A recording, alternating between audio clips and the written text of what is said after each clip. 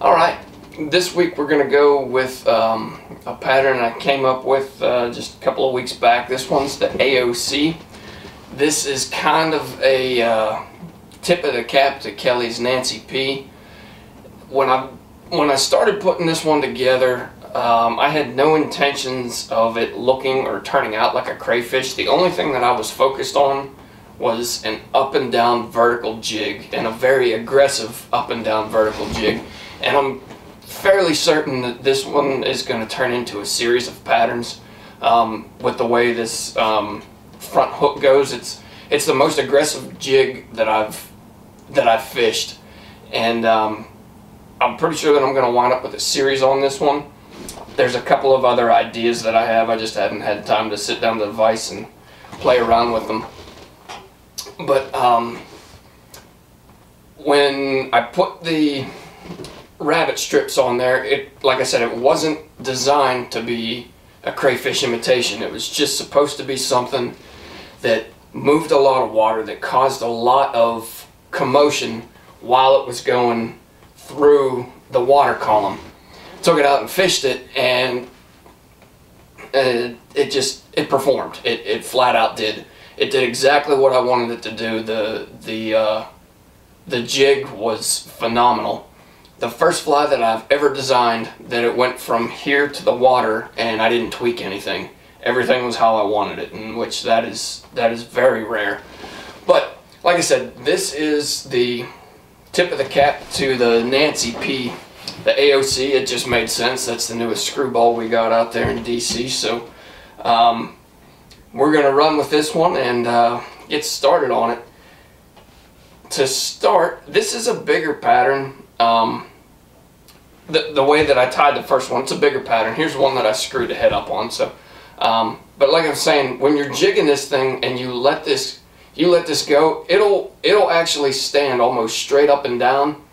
And then when you bump your rod tip or whatever, it kind of does one of these deals, and it just flies all over the place, and it looks like a crayfish in a defensive posture. If you've ever seen them when they're on the bottom, they'll get the pinchers and the claws and everything standing straight up. Well, we're imitating that through the water column, and you're hitting so many different stratas in that water column. In really cold water temperatures, it's a great way to maybe get a strike out of a fish that you wouldn't if you were doing just a straight jerk strip, which is my preferred way of fishing. But let's face it, I mean, some days I just don't respond to it, so you give yourself more of an opportunity as you're going this way in the water column, and may get that one on the drop that sees it and wants to eat that way.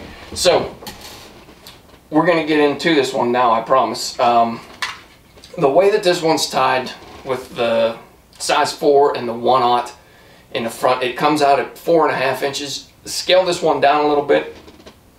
I went with a 6 and a 2, and it comes in at about 3.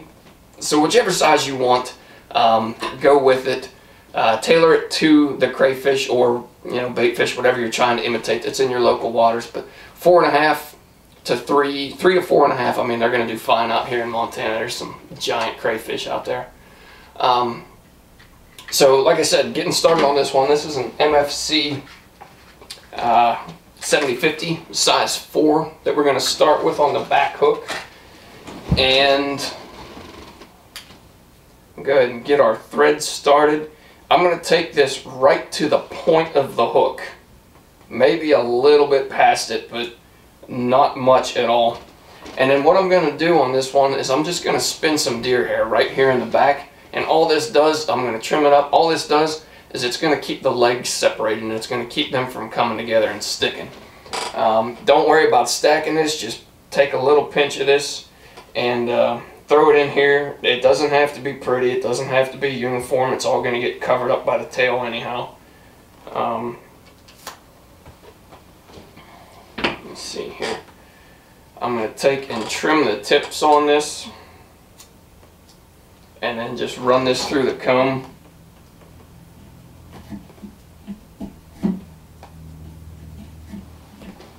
And I'm doing this in purple. I'm messing around with this, trying to get a little bit of the bluish tint incorporated to it. You see some of these crayfish out here they're almost like pure blue on the back, and as they're turning and spinning, you know, fish will be able to catch that little tint, and we just want to try and mimic that slightly if we can. So try and add a little bit of blue to this. I have a few ideas that I've been looking at and trying, but nothing really worked as far as incorporating blue throughout the pattern, so I'm sticking with the olive on this. But the bluish tint, you know, this purple, I mean, it's borderline blue. This is what we're going to stick with for that, and that's going to be the only color variation really on this thing. I'm going to take this and advance my thread right in front and just kind of peel this up, or just kind of fluff this stuff out. That's not going to go anywhere. And then I'm going to take my razor blade and I'm just going to make some rough cuts around this. If you want to, and I'm going to a little bit on this one, some of these longer hairs here in the back, don't really worry about trimming them. It'll give you a little bit more blue coming through the purple, whatever color you want to call this. It'll give you a little bit more of that color change coming out of the back, that the it'll kind of give you that antenna appearance as well. So we're just going to go through and just shape this. I mean, like I said, it doesn't have to be perfect, it doesn't have to be pretty. The only function that I'm really after on this is that it keeps the legs from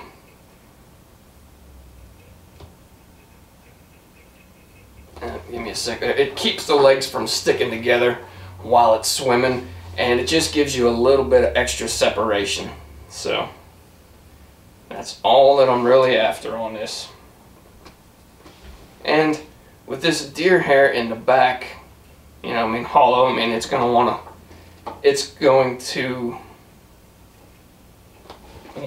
it's naturally buoyant. It's going to want to float a little bit. This also helps on the jig with kicking the legs straight up in the air in that defensive type posture.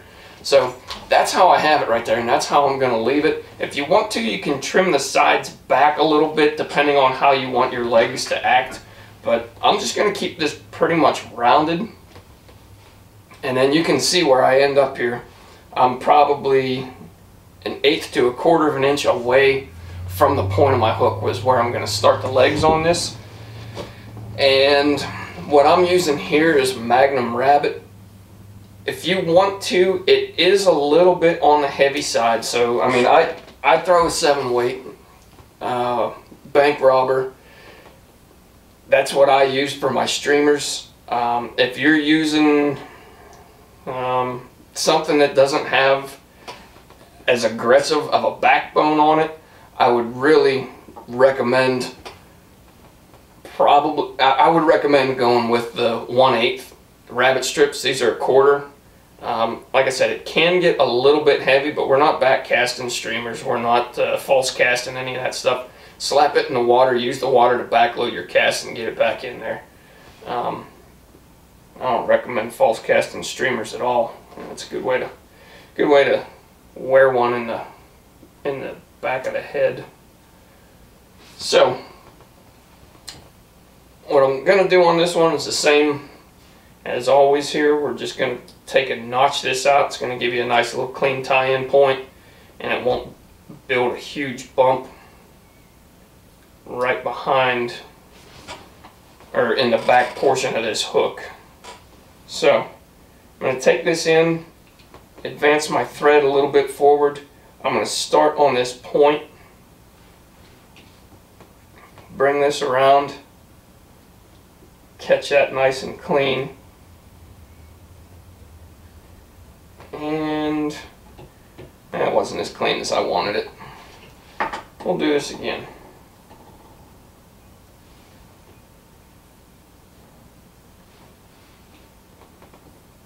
There we go, that looks better. That looks better. So now I'm just going to take this, make sure that you're running laterally, and my measuring point for this on the length of the tail is I go to where the tip the end of these guard hairs come, and I run it straight down, and it's running on this point right here, this little notch on my vise. If you want, you can take it back to the bend depending on which vise you're using. Just find a solid, consistent reference point that works for you. I don't like these. I found that if I make them too long, that the ends of them will wind up sticking together, and it's not going to give you that, you know, open and closed swim that a crayfish normally exhibits. So you see these things when they're moving, and the pinchers and everything are constantly moving back and forth. So that's what we're after. And if you get them too long, you kind of lose some of that motion. So I'm just going to measure this out roughly. I'm going to take and trim this. Make sure when you trim this that you run your scissors underneath all of the hair, and then that way you won't have to wind up trimming this a little bit to get it cleaner. It'll be a nice clean hide, and then you won't have any missing hair or anything down through this section. You won't have a chunk of it missing. So we're going to flip this on its side and lay this back down. Same thing, I'm going to capture this, a couple of loose wraps, take this all the way up to the front, cover up all my hide, and then I'm just going to turn this over and measure it out. Make sure that the two of them are pretty even. I mean, these are just about dead on. And then what I'm going to do is I'm just going to look over top of this and make sure that my thread wraps are coming back and getting as close to that hair as possible, if not almost right on top of it. And then once I get to the end, I'm just going to take a quick tight pull on this, 1, 2, and another quick tight pull, and it's just going to flare those legs out a little bit more. You can see how much motion and everything that we're going to generate just from this right here. And then of course we still have the blue or purple, you know, coming through the front there, so it's just a little color change, a little variation. What I might do is I might try and find some UV pearl, probably even some black, because it has some of that purple in it that may pop, but I don't know. I've tried it and it just seemed like it was too much. So I do want to try and incorporate some blue and purple throughout this, just to kind of match the colors that we have out here. But I haven't found anything just perfect yet, so if I find it, I'll be sure to pass it along, or I'll update it on the material list that I always have at the bottom of these patterns in the notes section. I'm just trying to figure out where I want to tie this in at and talk at the same time. It wasn't quite working out for me. So moving back on this one, all I'm going to do now is I'm going to put in about 5 wraps of UV pearl before I go and finish off the back half of this fly. And the reason that I did this, I'll explain it as I'm going. I don't really need to demonstrate anything. The reason that I decided to put this UV pearl in, one, it gives me a little bit of flash, but that wasn't the overall reasoning behind this. The reasoning is because what I use for the body and to fill this out is Palmered Marabou. Now, if I go running Palmered Marabou without a buffer in between, and I don't have this synthetic material in between there, I'm going to have a natural to a natural, and they have a tendency to want to stick together. This is the same concept as putting the deer hair between the rabbit strips. There's a little synthetic here, and there's a little bit of a gap in between my 2 natural materials, so it's not going to all mat back and force these legs to where they're going to be running together the entire time. I want them to stay mobile, I want them to stay free and cause as much commotion as possible through the water column. And get some of that out of my way, we're good. Like I said, the next material on this is going to be just Palmered Marabou, and I'm going to take that right to the front, and that's going to finish up my back half.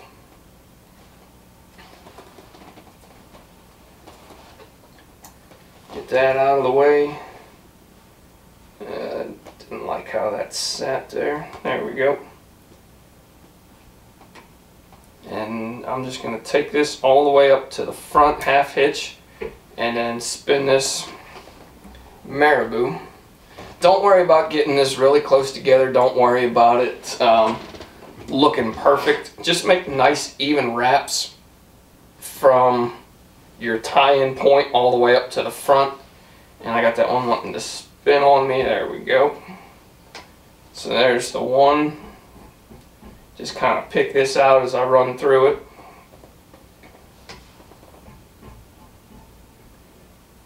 Try and get two more in there. Don't cram these in. You don't want just a pile of material in there. You see I got 5 wraps and that takes me right to the eye. That's going to be plenty right there. That's gonna work out just fine. Go ahead and tie this off.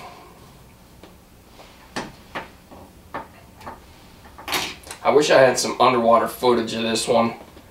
Maybe one of these days we'll start working on that, trying to get this underwater stuff down. But this thing, I mean, like I said, it almost goes completely vertical, and then you twitch it and it just straightens out, and it really gives a crazy swimming appearance to it. So like I said, first one that I've ever designed that went from my head to the water and did everything that I wanted it to. So there we go.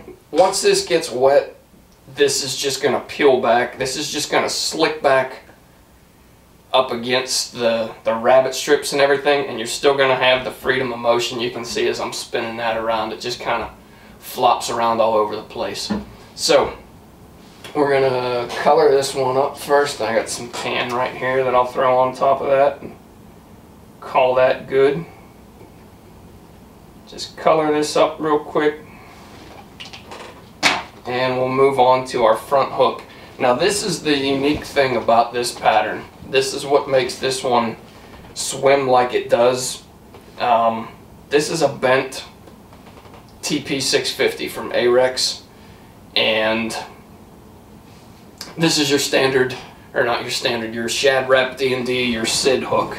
And everyone always ties the wedged heads on them, and they're awesome swimmers. They're great patterns. You can dig them to the bottom. And I figured with the more aggressive bend on this one, I can take advantage of that. So when I'm using a jig, I'm pulling from here and it's running straight up and down, as opposed to a ring eye or even, you know, just the regular down eye. I'm taking that little bit of extra right there and I'm using that to my advantage and making the jig more aggressive. And I'll tell you what, it did just about everything that I wanted it to. It was one of the few times that I've had something, I've said this twice, 3 times maybe already, but one of the few times that I've had something just come to my mind and it did what I thought it would. It's very rare. But let me see here.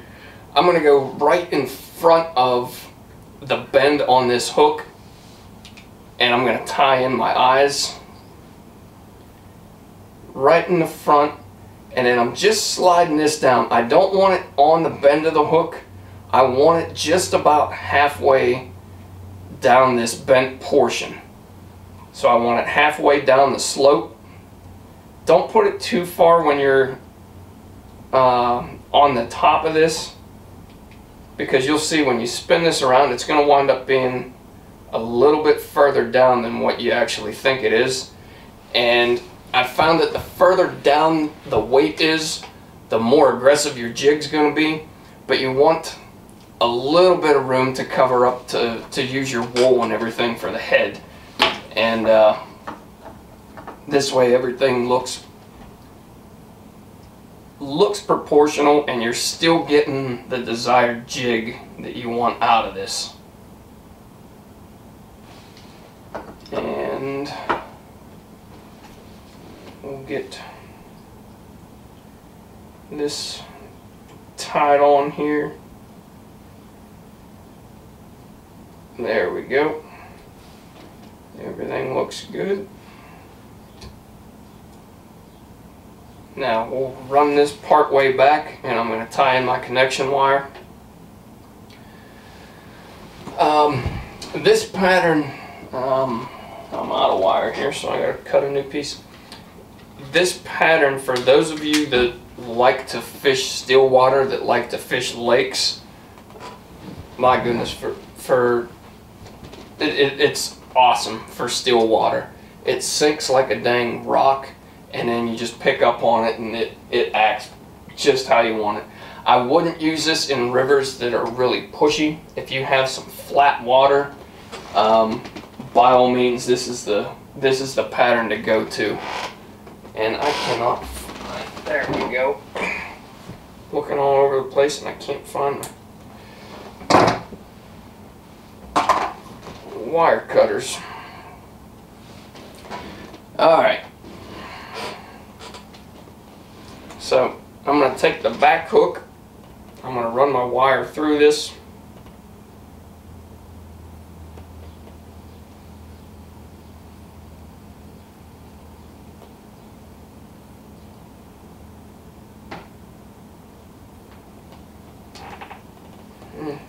Got that a little bit on the short side, but we'll be alright. And I'm just taking like a, I don't know, it's a grayish brown bead. Bead color doesn't really matter. You're gonna cover the majority of this up anyhow. I don't know why I chose that color, I just did, and that's what I'm sticking with, I suppose. So, as always, make sure that your wire isn't crossing over on itself. Make sure that you have a nice parallel. You have nice parallel wires going all the way to the front, and then I pull this one pretty snug, so when it's probably, my loop right here is probably half the width of this bead, and the reason for that is it just helps with the vertical jig action that I want from the back half of this hook. And then I'm going to get this secured back here. Get out of there.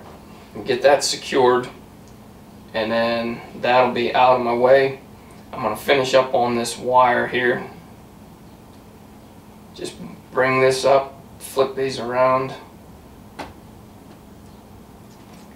Now for the wire on this one, I always flip these around for some reason, and I tie back over top of them. I always do that. I started doing it probably a year or so back, maybe closer to 2. But I do that on every pattern that I tie now for some reason. And well, for this one, it doubles as a reference as to, I don't want any material going past right here, because this is where I'm going to start my collar, and the head's going to be right there, so I don't want anything going past that. And you can see I'm probably 2 scissor tips away from the eyes. That's where I'm going to start the head on this one, and we'll get this going, and that's going to be just the perfect amount of room for this head. It's going to look really proportional, everything's going to look clean and even, and everything's right with the world. So back to our Marabou on this one. I was down at the shop last weekend, down fishing in Madison, and stopped in, saw the boys, saw how they were doing, and gave one of these to Jeremy. He does a lot of fishing on Hebgen this time of year, and we're gonna see how this thing responds out there.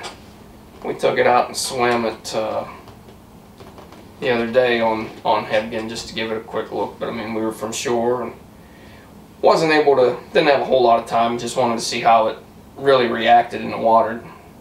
And so hopefully Jeremy can stick a couple of pigs on this one and give me some feedback. Maybe there's something that it's doing that it shouldn't as well. We'll see. But Go ahead and trim that off, and then I'm just going to run this. This is just going to be my skirt, my cover section here. And I'm going to take that just in front of the point of the hook. Get out of there. There we go. Back to the UV puller on this. This one's kind of matted down all over the place. I'm going to have to spend a little bit more time picking this out than I would like to, but we'll get it. This is just the copper UV. I've really started using this copper UV a lot on, you know, there's a couple of Tenet 2s that I put together that run this copper UV, and man, it looks phenomenal in the water. UV puller in general, I've been incorporating a lot of this. I'd say for the synthetic materials, this is probably my favorite. Very versatile material, easy to work with, and it really fills out a body on a fly nice and gives you a little bit of flash. So same thing, I'm going to get about 5 wraps on this. I could probably shorten that up a little bit, but I think I'm going to stick with the 5. And then we'll tie in our last piece of Marabou.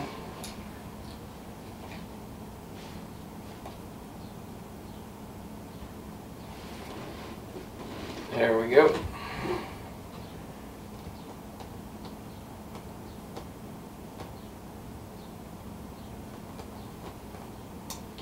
Same thing as always with this. When you're tying this in, you want to find your weak point. I should have done it when the feathers were on there, but just take and push the end of it, and you'll see right where the weak point is, where it starts to bend on its own. If it's too stiff when you go to wrap this, this will wind up splitting, and you're gonna lose your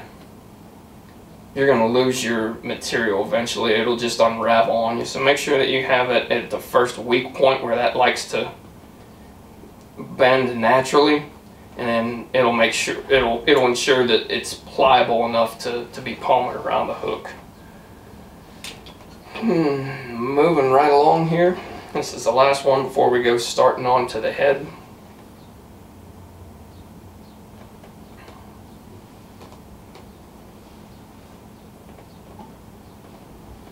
And I'm going to take this probably all the way up to the eyes. Get as much material on there as I can. This is just going to sit back, or this is just going to fold back over my UV, and it's just going to give a nice little cover here. And once it gets wet, it's just it is a seamless look on the way back. So it just kind of slicks down, and as you get to the front, you know, or as you get to, well, the back of this, it flares out and gives that nice taper that you're after.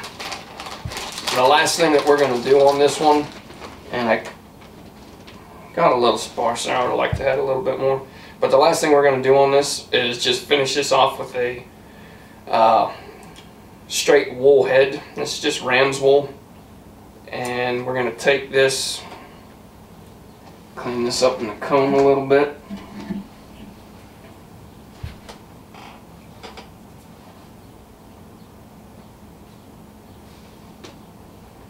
We're going to lay that back. Go 1, 2, third one, and then peel that back. Go underneath it. Do the same thing on the bottom minus the little collar.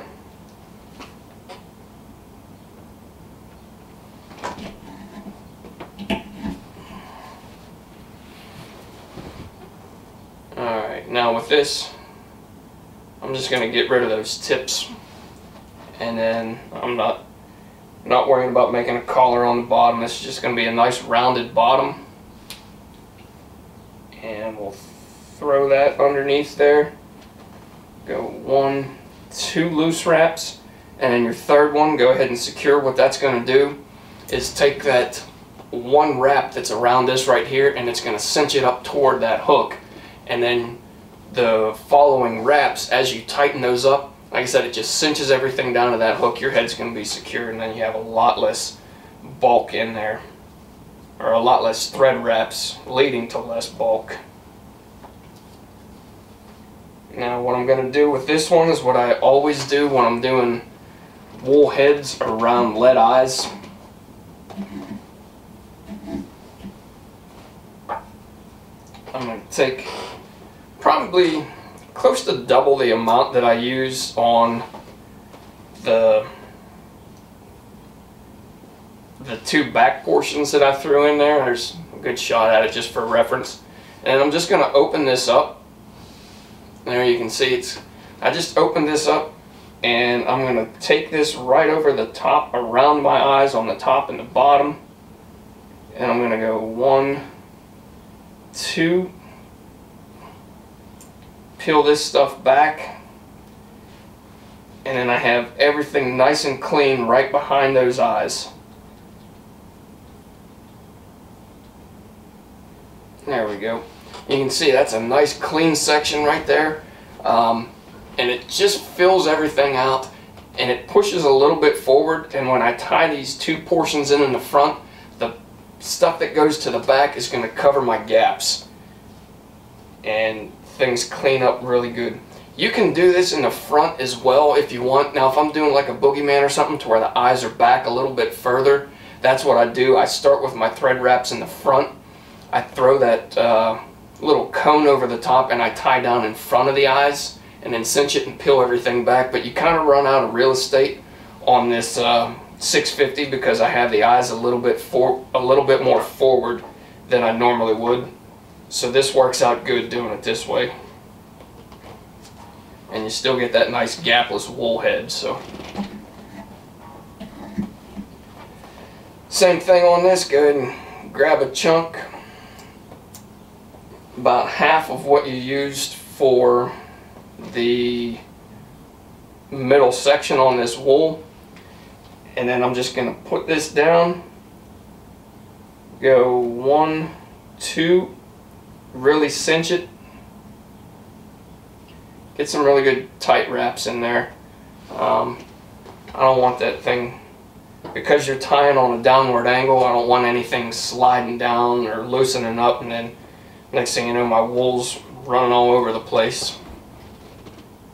Kind of like that guy. That goes to the junk pile. And that goes to the junk pile. There may have been a few too many cold beers in that wool work though too. I don't know. Never seemed to be a problem before, but maybe I got too many in there at a time. Okay, last portion on this one. I'm going to take this and fold this over. Same thing, you can see where that cup is right there. That cup is going right on the bottom, right next to my eyes. And before you really cinch down on this, keep your tension on the thread. If you don't, it's going to spin on you and want to go all over the place. Cinch down on that, keep your tension, and then really pull. And like I said, that's just going to lock that material right up to the hook, and you're set. Go ahead and whip finish.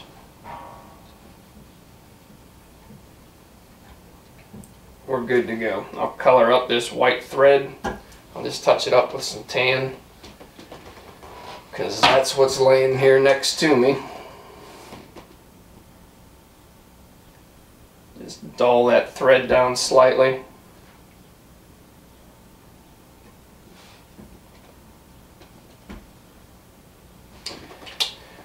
I'll find my bodkin here. I'll just run it through this. Loosen all of your, or untangle all of your material in here. It's just going to make for a fuller head. You know, eliminates your gaps and just makes a much cleaner appearance. So We got that all nice and picked out. Now this isn't a sculpin to where, you know, you got the rounded bottom portion. This is going to be, or to where you have the flat bottom portion. This whole thing is just going to be rounded. If anything, I may wedge it a little bit toward the front and actually trim it back to give it that tail appearance. But I mean, I think that's getting a little bit too far into the weeds on this. All I'm going to do is find the front. I'm going to make one vertical cut, and then I'm going to start shaping this head. Anytime you're working with wool, don't make aggressive cuts on this. It's much easier to make the fine cuts and shape afterwards. Don't go trying to make it perfect on the first pass. You'll wind up with sections that are uneven, or you'll wind up just lopping way too much off, and then you gotta throw the dang thing away or cut it up and start over. Same thing, I'm just gonna round this off. Not real aggressive. Everything's, oh, get in there. Okay. Just rounding this off, making things nice and clean. I am going to stand this portion up and kind of cut at a downward angle. Gets a little bit too much on there. And then I'm just going to round it from there.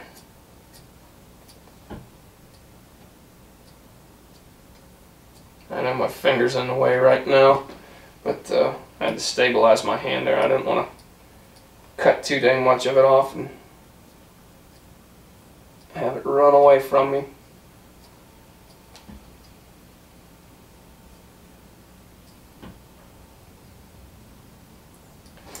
Like I said, nice and rounded. This is a little bit too much wool for me. A little bit too much. But take your time on these. Don't get too aggressive right off the bat and cut too much of it off, and then next thing you know, you don't have any wool to work with. It's just, you ruin the whole fly by trying to rush through this head. This does take a little bit of extra time, but take your time, do it right, and have a good looking pattern. There we go. I'm going to leave some of that in there for a color. It's just kind of, it's going to sit back. The color's not really necessary at all, but it does sit back really nice, and it just kind of, once it's wet, you'll see it, it kind of runs into this transition, and it gives the nice taper to this body that we're after.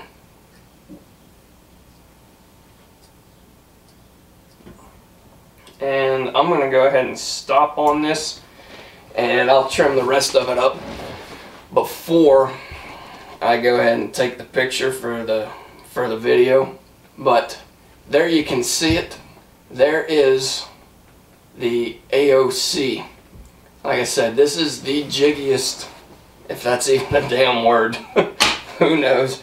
But this is the most aggressive jig for a fly that I have come up with to this point.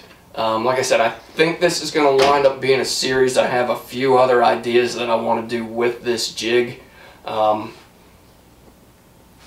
go from there. It's funny because you don't really see anything jig like baitfish or crayfish. Crayfish maybe, like when they're running across, they're fleeing from a predator, they're going normally horizontal, and then as they get to their where they want a hiding spot or whatever it is, they'll kind of come down a little bit, and you know, that's where you'll get that jig. But normally they stick pretty close to the bottom. For whatever reason, jigging flies works, and it can be absolutely deadly, especially your colder water temperatures. I think that it's just because you're hitting so many different stratas in the water column that's why. I mean, it's more of an opportunistic thing than it is an actual imitation. But I got wool hair in my nose. But for the most part, these jig patterns, they just flat out produce. And this one has been, I've been pleased with it from the time it hit the water. So if you guys have any questions, comments on this one, shoot them to me and I'll get back to you as soon as I can. Things are a little bit hectic here with work and everything, but I'll get back to you as soon as I can, I promise. And hopefully answer any questions that you do have. But thanks as always for watching, and we'll catch you next week.